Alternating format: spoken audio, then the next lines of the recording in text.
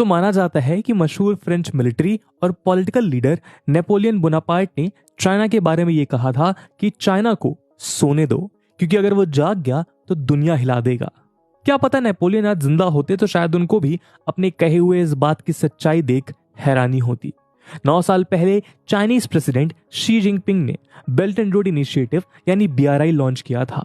Silk route के नाम से मशहूर इस एंशियंट ट्रेड रूट को रिवाइव करने वाला यह plan silk road economic belt and maritime silk road की तरह शुरू तो हुआ, लेकिन आज वो ट्रेड और इकोनॉमी से बढ़कर स्पेस, साइबर स्पेस और ग्लोबल हेल्थ तक एक्सपैंड कर चुका है। BRI के अंडर कई मल्टीपल डीप सी पोर्ट शामिल हैं, जो दुनिया के वाइटल सी लेन्स और मैरीटाइम चोक पॉइंट्स के नजदीक होने के कारण ग्लोबली चर्चा में है। इंटरेस्टिंग बात यह है कि ज्यादातर BRI प्रोजेक्ट और खासकर इंडो पैसिफिक रीजन में कमर्शियली वायबल नहीं है, और यही वजह है कि इन इंफ्रास्ट्रक्चर एसेट्स में चाइनीज इन्वेस्टमेंट्स को लेकर कई कंट्रीज काफी सस्पेशन में है। वैसे तो चाइनीज गवर्नमेंट ये इंसिस्ट करती है कि BRI एक पीसफुल और विन विन डेवलपमेंट इनिशिएटिव है, लेकिन चाइना के सिविल मिलिट्री कोलैबोरेशन और उसके स्ट्रेटेजिक इंटरेस्ट को देख ये मानना काफी मुश्किल है। चाइना द्वारा रैपिड मिलिट्री मॉडर्नाइजेशन और इंडो पैसिफिक में उसके एक्सपेंशनिस्ट टेंडेंसी के चलते BRI को लेकर काफी आशंकाएं हैं। इसके अलावा क्रिटिक्स चाइना के ऊपर डेट ट्रैप डिप्लोमेसी का इल्जाम भी लगाते हैं, यानी एक ऐसी फॉरेन पॉलिसी जिसमें BRI के थ्रू वो इकोनॉमिकली वीकर कंट्रीज को अपना कर्जदार बनाती है, चाहे वो श्रीलंका का हम्बनटोटा पोर्ट हो या पाकिस्तान का ग्वादर पोर्ट। ये सारे पोर्ट्स इंडियन ओशन रीजन में चाइना के स्ट्रिंग ऑफ पर्ल्स नेटवर्क का हिस्सा हैं।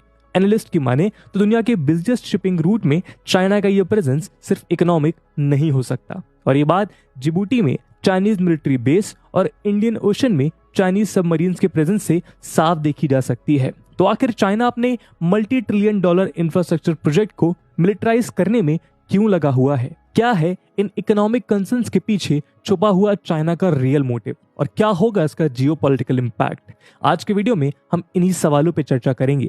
लेकिन दोस्तों, आगे बढ़ने से पहले मैं आपको बता दूं कि इस वीडियो की इंपॉर्टेंस यूपीएससी मेंस के पर्सपेक्टिव से काफी ज्यादा है। इस टॉपिक से जुड़े हुए सवाल यूपीएससी मेंस के GS2 सेक्शन में IR के अंदर पूछे जा सकते हैं। इसके बारे में हम वीडियो के अंत में और भी बात करेंगे, पर फिलहाल बिना किसी देरी के शुरू करते।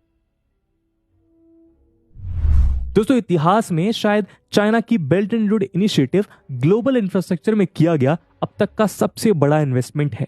यहां तक कि वर्ल्ड वॉर सेकेंड के बाद यूरोपियन कंट्रीज को सपोर्ट करने के लिए अमेरिका का मार्शल प्लान भी इसके सामने काफी छोटा पड़ जाता है। शी जिनपिंग के इस सिग्नेचर प्रोजेक्ट का ऑफिशियल एम है BRI रूट के कंट्रीज में इकोनॉमिक प्रॉस्पेरिटी और रीजनल इकोनॉमिक कोऑपरेशन प्रमोट करना, ताकि वर्ल्ड पीस और डेवलपमेंट को इनकरेज किया जा सके।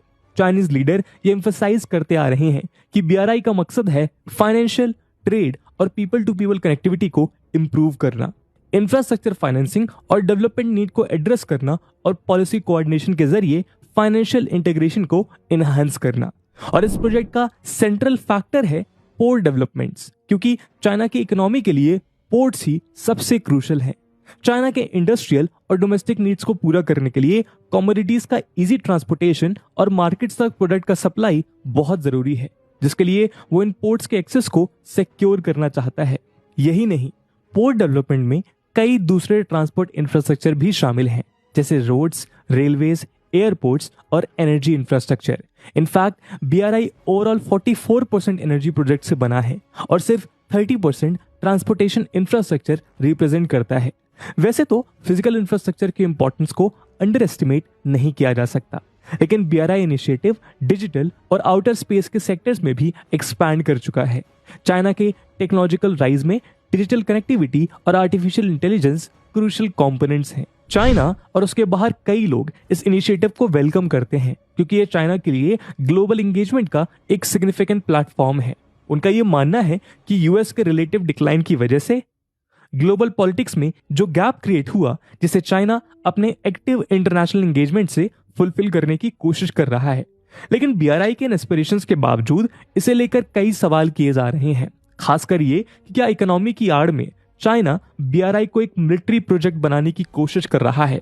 सितंबर 2020 में पब्लिश की गई एशिया सोसाइटी की report weaponising the belt and road initiative में एक rapidly expanding Chinese military engagement की बात की गई है। तो आइए BRI के इस मेगा प्रोजेक्ट के अलग अलग लेयर्स को समझते हैं। दोस्तों वैसे तो चाइना बीआरआई को एक इकोनॉमिक और डेवलपमेंट इनिशिएटिव की तरह फ्रेम करता है, लेकिन साथ ही वो लॉज, रेगुलेशंस और रिफॉर्म्स के थ्रू सिविल मिलिट्री इंटीग्रेशन को प्रमोट करता आया है, जिससे ये इंश्योर किया जा सके कि सिविलियन रिसोर्सेज मिलिट्री के सपोर्ट में यूटिलाइज हों। चाइना का करंट 5 ईयर प्लान ये क्लियरली कहता है कि चाइना अपने मैरीटाइम बॉर्डर्स के beyond integrated civilian military development projects implement करेगा। 2015 मिलिट्री रिफॉर्म एजेंडा में भी सिविल मिलिट्री इंटीग्रेशन एक की एस्पेक्ट था, जिसे चाइनीज स्ट्रेटजी का एक हिस्सा बनाया गया। चाइना के लॉज ये मैंडेट करते हैं कि चाइना के ओवरसीज इंफ्रास्ट्रक्चर उसके मिलिट्री स्टैंडर्ड्स के होने चाहिए। यही लॉज मिलिट्री को शिप फैसिलिटीज और दूसरे चाइनीज एसेट्स को कमांड करने का राइट देते हैं।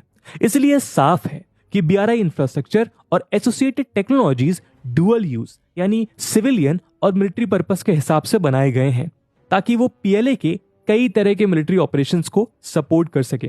फॉर एग्जांपल आर्मर्ड व्हीकल्स जैसे हैवी कार्गो को अनलोड करने के लिए हाई स्टैंडर्ड रोरो फीचर्स, वॉरशिप्स एकोमोडेट करने के लिए 10 मीटर का birth depth, cold storage facilities, assembly sites और हैवी ड्यूटी एक्सेस रोड्स। इसके अलावा ईस्ट और साउथ चाइना सी में चाइना की ग्रे जोन टैक्टिक्स भी सिविल मिलिट्री कोलैबोरेशन को दर्शाती है। चाइना अपने फिशिंग वेसल्स और कोस्ट गार्ड शिप्स को यूएस नेवल ऑपरेशंस में इंटरफेयर करने और फिलीपींस, वियतनाम, जापान और दूसरे रीजनल कॉम्पिटिटर्स को हैरेस करने के लिए यूज करता रहता है। 2020 में एक चाइनीज शिप ने पैरासल आइलैंड्स के पास इंटेंशनली एक वियतनामी फिशिंग बोट के साथ कोलाइड करके उसे डुबा दिया था। चाइना की ये ग्रे जोन टैक्टिक्स उसके first civilian later military approach के साथ जुड़ा हुआ है। इस अप्रोच के थ्रू बिना किसी अलार्म को बजाए चाइना मिलिट्री यूटिलाइजेशन का फाउंडेशन प्रिपेयर करता है। कई BRI port park city development model को फॉलो करके बनाए जा रहे हैं, जिसमें इन पोर्ट्स को इंडस्ट्रियल पार्क्स के साथ इंटीग्रेट किया गया है ताकि चाइनीज वेसल्स और नेवी शिप्स के लिए कैपेसिटी बढ़ाई जा सके। चाइनीज स्टेट ओन्ड और प्राइवेट एंटरप्राइजेस पोर्ट मैनेजमेंट के ऑपरेशनल कंट्रोल के जरिए इन पोर्ट्स के मिलिट्री यूटिलिटी पोटेंशियल को बढ़ाते हैं, पर इन स्ट्रेटेजिक स्ट्रॉन्ग पॉइंट्स को सिर्फ मिलिट्री पावर और पीएलए के लॉजिस्टिक नेटवर्क को एक्सपैंड करने के पर्सपेक्टिव से देखना काफी नहीं है। टेरिटोरियल और मैरीटाइम डोमेन के अलावा भी डिजिटल और आउटर स्पेस में चाइना अपने आप को एक डोमिनेंट फोर्स साबित करना चाहता है। दोस्तों बीआरआई नेटवर्क में 2 और डोमेन भी शामिल हैं, साइबर स्पेस और आउटर स्पेस। हर एक की डुअल सिविलियन और मिलिट्री यूटिलिटी है। चाइना की 2050 मिलिट्री स्ट्रेटजी ये कहती है कि ये दोनों इंटरनेशनल स्ट्रेटेजिक कंपटीशन के एरिनाज हैं, जहां चाइना अपने नेशनल इंटरेस्ट को सिक्योर करना चाहता है। साइबर स्पेस न सिर्फ इकोनॉमिक और सोशल डेवलपमेंट का एक नया पिलर है, बल्कि नेशनल सिक्योरिटी के लिए भी ये एक इंपॉर्टेंट एरिया है। चाइना की मिलिट्री स्ट्रेटजी का ये एक इंपॉर्टेंट फोकस है कि उसे अपनी साइबर कैपेबिलिटीज को इनहांस करना है, जिससे वो अपने नेशनल और इंफॉर्मेशन सिक्योरिटी को एंश्योर कर स्टेबिलिटी मेंटेन कर सके। डिजिटल सिल्क रोड और बीआरआई स्पेस इंफॉर्मेशन कॉरिडोर के थ्रू बीजिंग बीआरआई प्रोजेक्ट्स के होस्ट स्टेट्स में अपने इन्फ्लुएंस और लेवरेज को स्ट्रेंथन कर रहा है।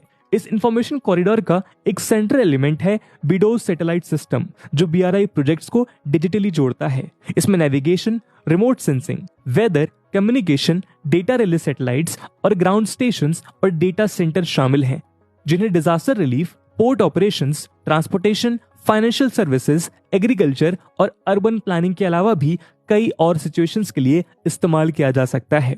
एक्सपर्ट्स का मानना है कि अगर 35 satellite Windows system successfully operational हो गया तो वो बीआरआई पार्टनर गवर्नमेंट्स का US operated global positioning system यानी कि जीपीएस पे डिपेंडेंसी कम करके उन्हें चाइना के टेक्नोलॉजिकल एम्बिट में ला सकता है। डिजिटल सिल्क रोड और बीआरआई स्पेस इंफॉर्मेशन कॉरिडोर जैसे इनिशिएटिव्स लार्ज क्वांटिटी में बिग डेटा जनरेट करते हैं, जिससे China next generation artificial intelligence technologies को डोमिनेट करना चाहता है। इसके अलावा चाइना स्मार्ट सिटीज और स्मार्ट पोर्ट्स पे भी काम कर रहा है। वैसे तो ये टेक्नोलॉजीज इकोनॉमिक एक्टिविटीज को इंप्रूव करने और रिसोर्स यूज को एफिशिएंट बनाने के लिए डिजाइन किए गए हैं, लेकिन इन्हीं टेक्नोलॉजीज में नेटवर्क, कैमरास, सेंसर्स और लोकेशन सर्विसेज भी शामिल हैं, जिससे चाइना दूसरे कंट्रीज को सीक्रेट सर्विलेंस के थ्रू मॉनिटर और इन्फ्लुएंस कर सकता है। चाइना की active diplomacy, rapidly expanding military engagement और इंडो पैसिफिक रीजन में फैले आर्म सेल को देख उसके मोटिव्स का अंदाजा लगाया जा सकता है। दोस्तों, ऑब्जर्वर्स के मुताबिक बीआरआई नेटवर्क के थ्रू चाइना अपने लिए एक ऐसा एनवायरनमेंट बना रहा है जहां वो परसुएशन और कोएशन का इस्तेमाल कर अपनी मनमानी कर सकता है। उसने ऑलरेडी बीआरआई और दूसरे बड़े इन्वेस्टमेंट की मदद से कई गवर्नमेंट्स को अपने स्फीयर ऑफ इन्फ्लुएंस में ले लिया है। फॉर एग्जाम्पल, चाइना के शिनजियांग प्रोविंस से पाकिस्तान की ग्वादर पोर्ट को कनेक्ट करने वाला China Pakistan economic corridor $40 billion से भी ज्यादा का एक मेगा इन्वेस्टमेंट है, जिसे पाकिस्तान जैसे क्लोज अलाई के साथ डेवलप कर चाइना साउथ एशिया में इंडिया को चैलेंज करना चाहता है। माना जा रहा है कि इस कॉरिडोर के through fighter jets, navigation systems और दूसरे मिलिट्री हार्डवेयर पाकिस्तान की फैक्ट्रीज में चाइना जॉइंटली डेवलप कर सकता है। बीजिंग ने लोन्स, एड, ट्रेड और कई अंडरहैंड डीलिंग्स के थ्रू इंडो पैसिफिक में अपना फुटहोल्ड कायम किया है। दरअसल बीआरआई इनिशिएटिव लार्जली लोन्स पर डिपेंडेंट है, जो होस्ट गवर्नमेंट्स के लिए फेवरेबल रेट्स पे दिए तो जाते हैं, लेकिन उन्हें चुकाना मुश्किल होता है। मल्टीलेटरल फाइनेंशियल इंस्टीट्यूशंस के हिस्सा होने के बावजूद चाइनीज लैंडिंग एक्टिविटीज अक्सर ट्रांसपेरेंट नहीं होती।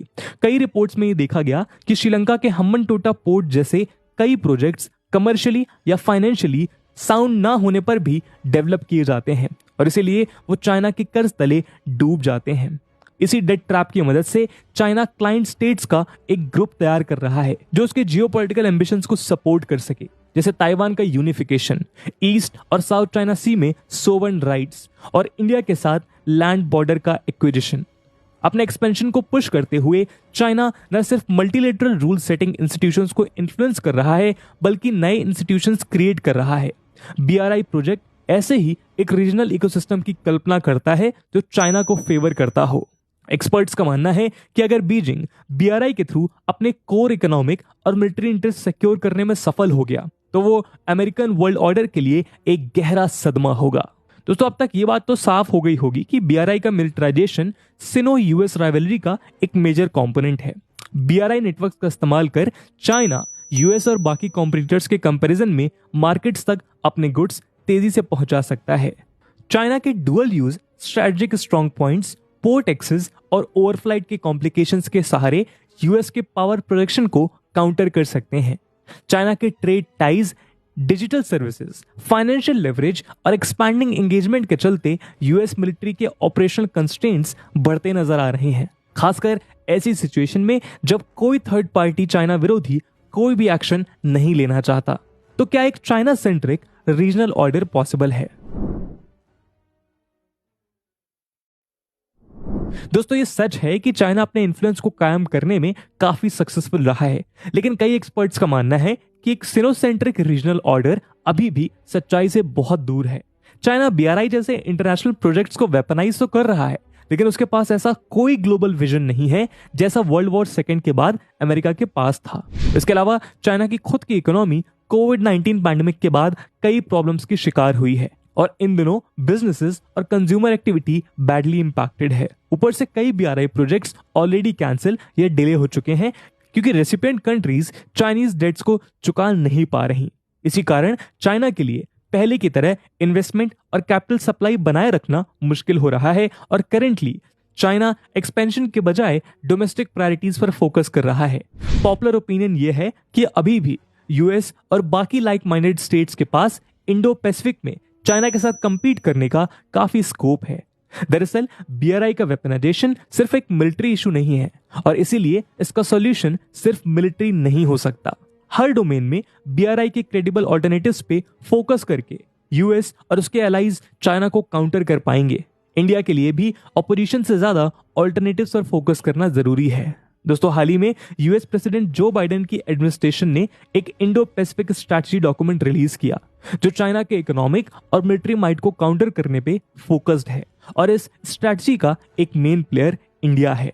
इस डॉक्यूमेंट में इंडिया के साथ मेजर पार्टनरशिप्स की बात की गई है और यह भी कहा गया है कि अमेरिका के साथ मिलकर इंडिया इंडो पैसिफिक रीजन में एक नेट सिक्योरिटी प्रोवाइडर की तरह काम कर रहा है।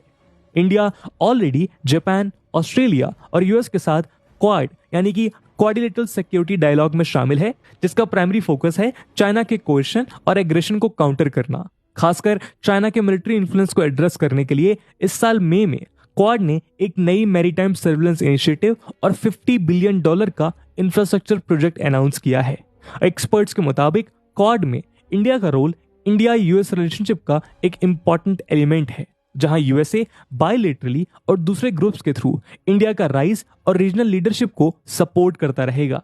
इंडिया साउथ और साउथ ईस्ट एशिया के इंफ्रास्ट्रक्चर डेवलपमेंट में खुद को कॉम्पिटिटिव साबित कर पाया है और उसके पार्टिसिपेशन से वो इसे और भी इनहेंस कर पाएगा। यहां तक कि सीपीईसी और इंडियन ओशन में चाइना के बीआरआई प्रोजेक्ट्स को लेकर इंडिया के कंसर्न्स को पेंटागन के 2019 रिपोर्ट में हाईलाइट किया गया था। जहां तक चाइना के डेवलपमेंट असिस्टेंस के ऑल्टरनेटिव की बात है तो इंडिया ऑफिशियल डेवलपमेंट असिस्टेंस का नेट रेसिपिएंट होने के बावजूद अपने नेबर्स को टेक्निकल कोऑपरेशन, लोन्स और इंटरनेशनल ऑर्गेनाइजेशंस के थ्रू सब्सटेंशियल असिस्टेंस प्रोवाइड करता है। तो दोस्तों, ये थी एक एनालिसिस बीआरआई के मिलिटराइजेशन के ऊपर। और जैसा कि हमने वीडियो के पहले भाग में बताया था कि इस वीडियो की इंपॉर्टेंस यूपीएससी मेंस के पर्सपेक्टिव से काफी ज्यादा है, और इसी इंपॉर्टेंस को देखते हुए एक सवाल हम आपके लिए छोड़कर जा रहे हैं जिसको आपको कमेंट सेक्शन में आंसर करना है। And the question is, discuss India's concerns regarding China's BRI militarisation. And with this question my friends, that's it for the video. I hope आपको वीडियो पसंद आया होगा, और अगर पसंद आया है तो अपने दोस्तों के साथ शेयर करना बिल्कुल मत भूलिएगा। अब मिलते हैं अगले वीडियो में, तब तक के लिए जय हिंद, जय भारत।